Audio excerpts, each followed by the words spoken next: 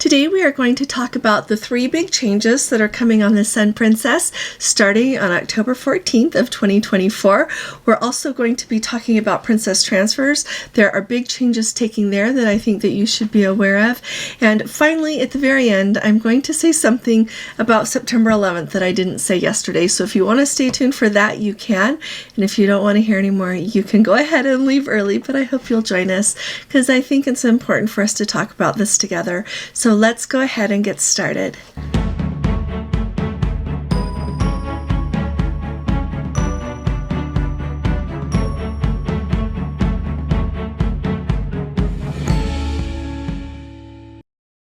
Hi there, this is Allison with Let's Go Travel Tips.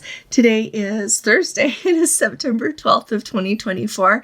A quick note about my video yesterday. Apparently I said the Celebrity Celebration was having some itinerary changes.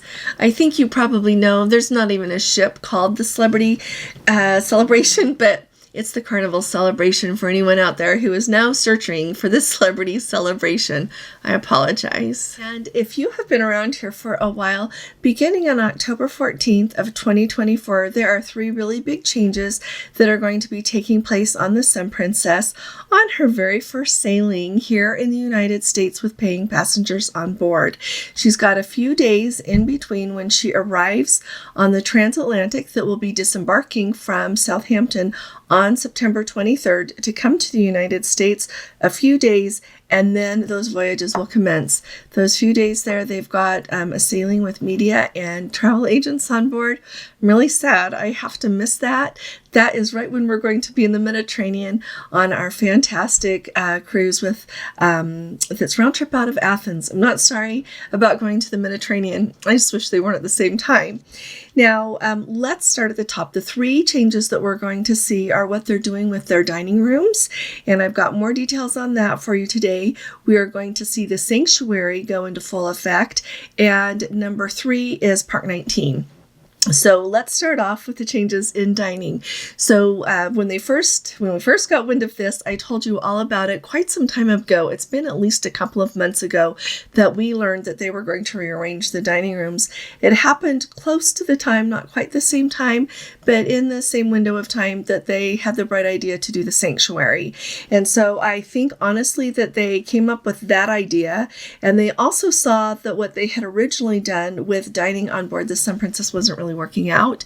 And so I think that these are going to be really good changes. And I'm really looking forward to those of you who get to sail on her right off so that you can tell us what it looks like and how everything is going. So first of all, they, if you have been around, they've had the signature dining room and the reserve dining room. So that was handling the suite guests and reserve class mini suite guests.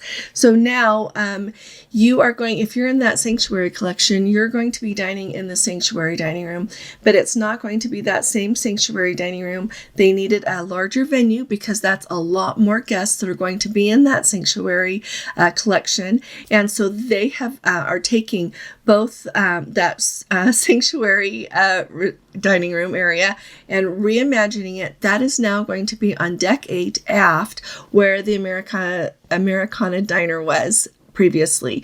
So the main dining room there on the Sun Princess is actually 3 levels. They've got decks 6, 7, and 8. And deck 8 is what they called their Americana dining room. You could dress more casually to go there.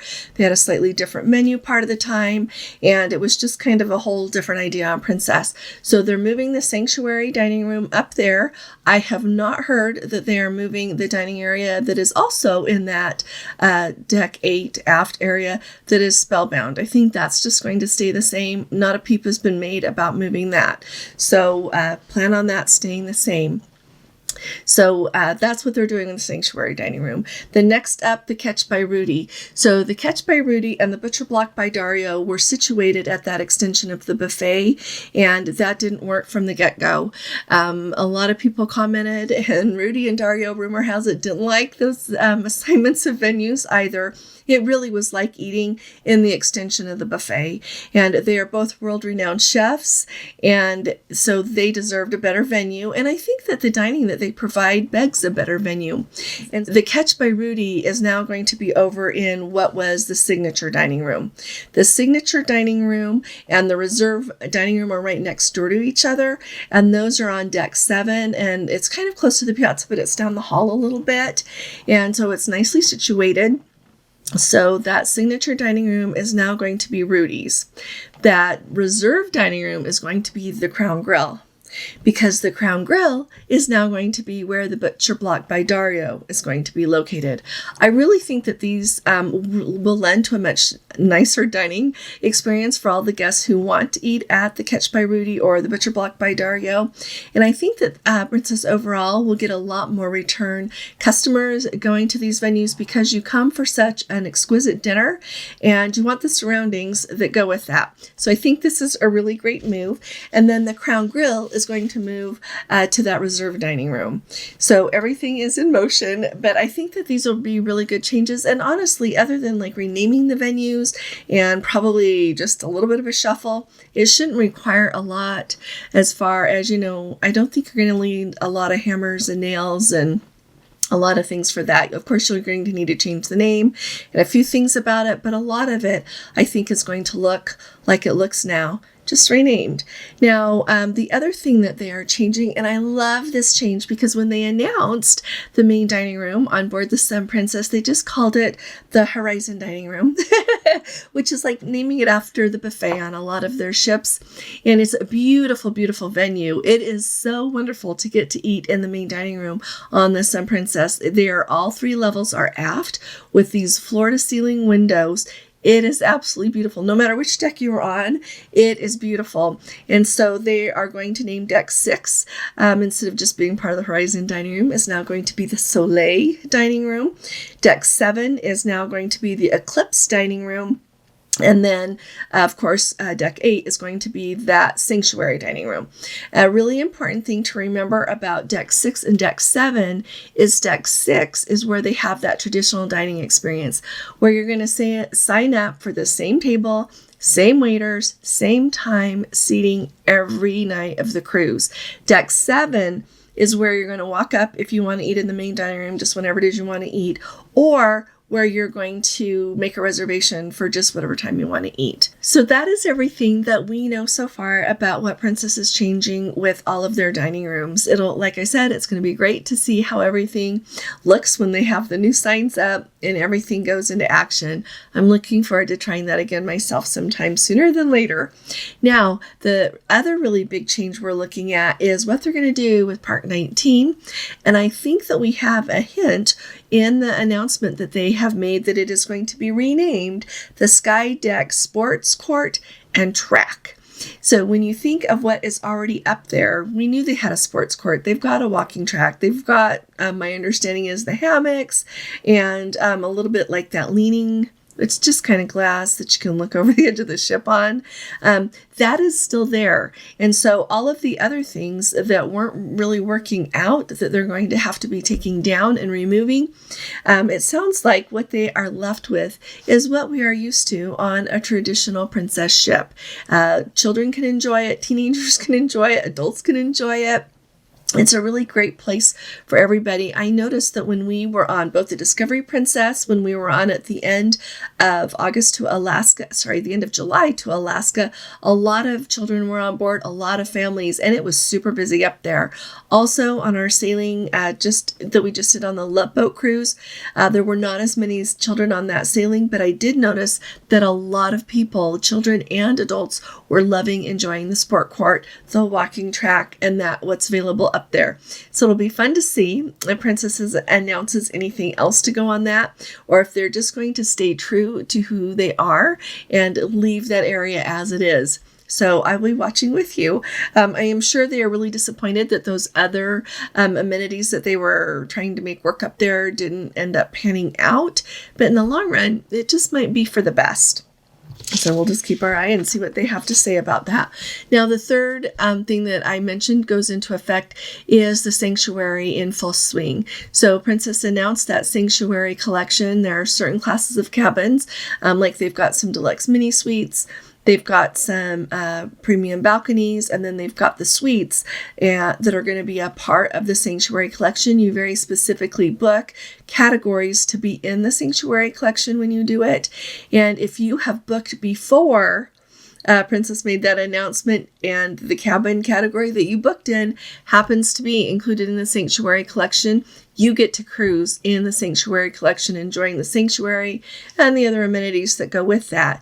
But they are not upgrading you to the premier package automatically. You stick with the plus or the no package as we transition guests into that. But now, once Princess made that announcement, now when you book the sanctuary collection, the price indeed does reflect that you get that premier package with it as well. And so let me know if you've got questions about that below. I've talked about the sanctuary collection several times, so you can look through my videos, find information about that. Happy to answer any questions you've got. Now, here's another fun little tidbit that goes with Princess making that transatlantic, and I'm really grateful to the Let's Go family member who sent this to me. She is in England, and they are going to be taking the transatlantic back that leaves September 23rd. So she was looking up at the berths and seeing everything about like where the ship was going to be, where they were going to go to get on the ship. She noticed that that on September 22nd, the Sun Princess is returning from her September 15th sailing, and she is going to be pulling into berth 106. But then that evening, they are going to move to berth 46. She noted that berths 45 and 46 are Cunard berths, and that's where berth 46, I'm trying to remember which one we've departed from before. Gordon remembers that kind of thing better than I do. But the Sun Princess is departing from berth 46 on the Transatlantic, but she's arriving at 106. So I don't know if it was just requirements by the port that is making her move, that they couldn't accommodate embarkation the next morning, or if they need to move to that other port in order to be able to pick up anything that they need to make any of the changes that they want to make as they cross the ocean. I've been thinking a lot. They say they're going to make the changes on that little window of time between the Transatlantic and when I can't talk today. When the Transatlantic reaches the United States and when those paying cruises start on October 14th. And that's an interesting window of time to me to be doing very much construction or changes on the ship, because you're welcoming aboard people from the media, travel agents that you're hoping will want to sell your ship while you're underway rearranging a bunch of things. So I'm just excited to hear how it all goes. So I hope that those of you who are on board will send me photos, will keep me up to date. My email is letsgotraveltips@gmail.com. I love to hear from you with anything that you've got for me. But it's just going to be kind of fun to see. Now, before I talk to you about what is happening with Princess transfers, will you please subscribe to my channel? Would love to have you with us, and it will help you stay up to date with everything definitely going on with Princess and a lot of other cruising as well and travel. And if you appreciate my updates, would you please give this video a thumbs up? Thanks so very much. Princess transfers. Here's why we need to talk about princess transfers. I shared with you the fact that I never will recommend anyone taking a transfer from Newark, LaGuardia, or JFK when they are departing on a cruise from New York again, because of our experience this time. And honestly, because of experience people have shared this year and other years with me as well. Not doing that. Can't recommend it anymore. But we've got another change, and I just was made aware of it today when I was looking at Princess hotels. Historically, when you book a Princess hotel, they're going to meet you at luggage claim when you arrive. Then they're going to take you on their shuttle. I've had people be sent on taxis by Princess before to the hotel. Whatever Princess needs to do to comfortably get you from the airport to the hotel. Then the next morning, they transport you from the hotel to the ship. All right. Now, I know that the transfers did not go quite as smoothly as they should have for several people who were staying at a Princess hotel in New York when we embarked on August 31st. In the end, they finally ran out. in the end, they finally worked out after people waited around for a couple of hours in some instances. Well, I just have been made aware that if you are going to stay at the DoubleTree Hotel in Seattle, that they're not going to be meeting you at baggage claim. The directions in the travel summary give you the directions about how to come into, you land, you go to baggage claim, pick up your luggage, and then you have to go, it gives you the directions. You have to go up to level 3, cross over to where the hotel shuttles are and everything, and get yourself to the hotel. So this is a big departure on the service that we have come to expect with Princess Hotels. The reason I'm telling you this is I am really worried it's going to trickle down to other locations. So if you have taken the Princess Transfer in association with booking a Princess Hotel recently, will you please put in the comments and let us know how that experience has been? Did they meet you at the airport? And did they take you to the hotel and get you to the ship the next day? I'm really worried about that because one of the premium benefits of paying, and pretty much always costs more to stay at a Princess Hotel, was that luxury of having them meet you right there at the airport and take you to the hotel and then see you got to the ship the next day. But if that luxury is being taken away, we're going to have to think twice, right? It would be easier to fly in, take a taxi, go to the hotel, save a little bit of your money and either take a taxi or take the hotel shuttle yourself, get to the hotel, and then either come back in the morning and do the Princess Transfer or take your own shuttle, depending on where you're going out of. Take your own Uber, your own taxi, your private shuttle, whatever, to get to the ship. So there's a lot that we are going to be talking about this in the coming days. I would really appreciate it if you'll share your experiences with me in the comments or send me an email and then I can share it with everyone because this is a game changer. Now, when I fly next week, I need to talk to you more about this, but next week I'm flying to Barcelona because I'm going to go on Azamara. I haven't been this excited about a cruise. Well, okay, so I get even more excited about group cruises, but just on a random cruise, I am very, very, very excited about going on Azamara. I think it's going to open a whole new world, not only for Gordon and I, but with what I can share with you and what we can do together. But I am just going to fly into Barcelona. I've been there so many times. I'm just going to get from the airport to the hotel I'm going to stay at. And in the morning, I'm going to go take a taxi or an Uber to get over to the terminal. I know where I'm going. I've got that address. And so that really might start to be one of our very best options moving forward. There is a transfer that Azamara offers that you can take from the airport over to the ship. So if I wanted, I really could stay at a hotel by the airport and then take the transfer in the morning. I don't know. Do you want to vote? Should I do that so I know what that looks like for all of us? Because then we end in Nice is where that cruise ends, and they have an excursion that will take you sightseeing and then to the airport. They have a transfer that will take you straight to the airport. But I cannot get a good flight out until the next day because it leaves really early in the morning. So I'm going to go sightseeing in Nice and then fly home the next day. And so I wasn't planning to take the transfer to the airport that day after. So vote in the comments, would you? Should I take the Azamara transfer so we know what it looks like? Maybe I should. Let me know. Well, I don't know, though. I want to stay downtown in Barcelona so I can pop over and see Sagrada Familia. That's probably what I'll do. We'll count on the Azamara transfer being good because Azamara is up here. It's a very nice cruise line. Let me know what you all think about this. Would you let me know what you think about this in the comments? I really appreciate your comments. I read everyone. I love hearing what you have to say about everything. Okay, and tomorrow, don't miss tomorrow either because tomorrow we need to talk about passport renewal. Huge news on that, as well as Norwegian, and some other things are going to come too, but big news on Norwegian. Lots to think about there.